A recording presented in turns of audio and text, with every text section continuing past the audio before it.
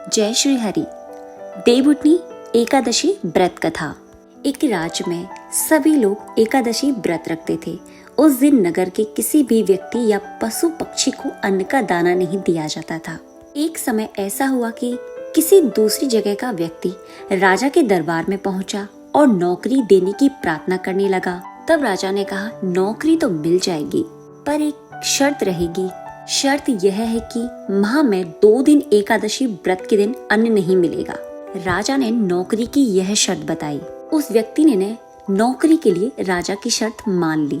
अगले माह एकादशी व्रत था। उस दिन उसे अन्न नहीं मिला। उसे फलार की सामग्री दी गई। वह राज दरबार में पहुंचा और राजा से कहने लगा कि महाराज, फलार से मेरा पेट नहीं भरेगा, मुझे कुछ अन्न दीजिए। यदि मुझे अन्न प्राप्त नहीं हुआ तो मेरे प्राण निकल जाएंगे। वह राजा के सामने गिड़गिड़ाने लगा। राजा ने उस व्यक्ति को नौकरी की शर्त याद दिलाई। फिर भी वह राजा से अन्न की मांग करता रहा। उसकी स्थिति देखकर राजा ने उसे अन्न का आदेश दे दिया। राजा के कुछ दूतों ने उसे आटा, चावल, दाल आदि चीजें दी।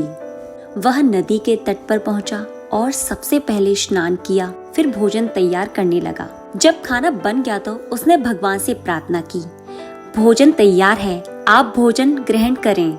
उसकी प्रार्थना सुनकर भगवान विष्णु अपने चतुर्भुज रूप में पीले वस्त्र धारण किए हुए प्रकट हुए। उसने प्रभु के लिए भोजन परोसा। भगवान विष्णु अपने उस भक्त के साथ भोजन करने लगे।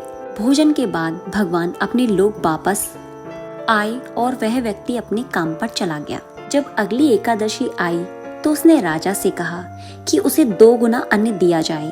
पहली एकादशी पर वह भूखा ही रहा, क्योंकि उस दिन साथ में भगवान विष्णु ने भी भोजन किया था।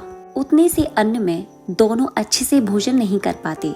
उसकी बात सुनकर राजा अचरज में पड़ गया। राजा ने कहा, तुम्हारी बात पर विश्वास नहीं है कि तुम्हारे साथ भगवान भोजन करते हैं। राजा बोला, मैं तो सभी एकादशी करता हूँ, पूजा पाठ करता हूँ, लेकिन आज तक भगवान विष्णु ने मुझे दर्शन तो नहीं दिया। इस पर नौकर ने राजा से कहा कि आपको विश्वास ना हो तो आप साथ में चलकर स्वयं ही मेरे साथ देख लें। एकादशी का दिन आया जब वह अन्न लेकर के वहीं पहुंचा जहां उसने पहले भोजन बनाया था। राजा साथ में आया था।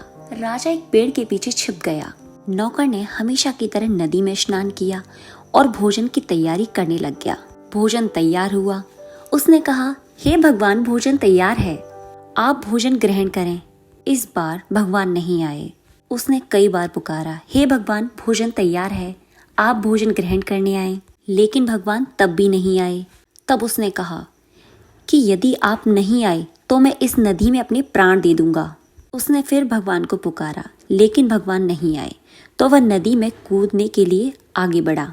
तभी भगवान प्रकट हुए और उसे रोक लिया और वहां उसके साथ बैठकर भोजन किया। उसके बाद भगवान विष्णु ने उसे अपने विमान में बैठा लिया और उसे लेकर अपने धाम चले गए। राजा ये सब देख रहा था। जैसे ही राजा बाहर निकला, ठाकुर जी अंतर्ध्यान हो गए। यह देखकर राजा को ज्ञान हुआ कि मन की शुद्धता के साथ ही व्रत और उपवास का फल मिलता है।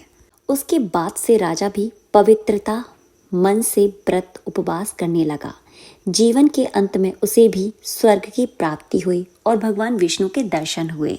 जो भी इस व्रत को करता है या सुनता है, उसकी हर मनोकामनाएं पूर्ण होती हैं। वीडियो अच्छा लगे तो लाइक, शेयर, कमेंट करें। जय श्री कृष्णा, जय श्री हरि।